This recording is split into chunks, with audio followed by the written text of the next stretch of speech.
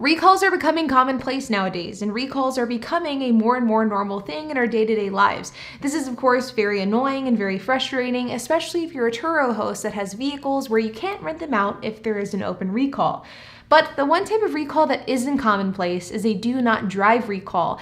This is a type of recall that is particularly severe, and what it means is exactly what it sounds like. You're not supposed to drive the car while this recall hasn't been fixed. And unfortunately, it was recently announced that Mercedes has a do not drive recall for nearly 300,000 of their SUVs. According to the NHTSA, which is the organization that oversees vehicle recalls, they issued a do not drive notice for the 2006 to 2012 ML class, GL class, and R class. The owners of these vehicles are being instructed to not drive these cars until their brake boosters can be inspected to ensure that they're safe. According to Mercedes, these SUVs shipped with brake boosters that may become corroded after prolonged exposure to moisture.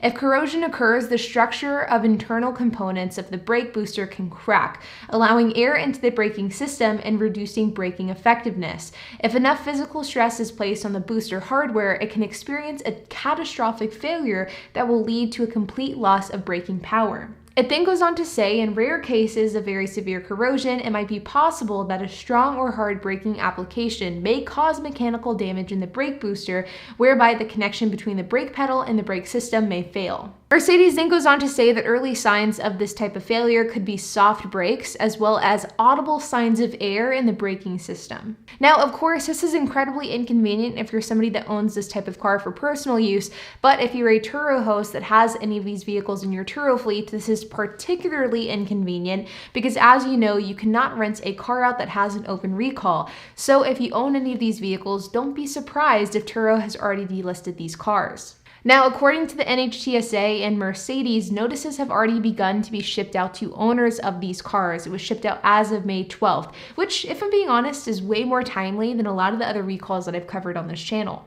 And the way in which you need to get this recall remedied is you need to go to a Mercedes authorized dealership. They need to inspect the brake booster to ensure that it is not corroding. If it is not corroding and it doesn't show any signs of failure, then you're good to go and no other action is needed. If there is signs of corrosion, then at that point your brake booster would need to be replaced. Fortunately, it does look as though all of the parts that are needed to remedy this recall are available to dealerships, so it doesn't look as though there's going to be any sort of insane delays like we saw with the Takata airbag issue. Now, if you want to check out and see if your vehicle is affected by this recall, you can do so at both the Mercedes website as well as the NHTSA website. I will include links to those down in the description below. But with that being said, you guys, I wanted to make this video because I have had overwhelmingly positive feedback on my recall videos that I've done in the past. So I wanted to let everybody know who owns these cars that you should be on the lookout for this and that you should be going to your dealership ASAP, and you should also stop driving that car. But like always, if you have any questions, comments, if you have anything to add, I would love to hear it. So make sure to leave a comment down below. And while you guys are at it, make sure to hit the like button, hit the subscribe button, and hit the notification bell. And I will see you guys in the next video.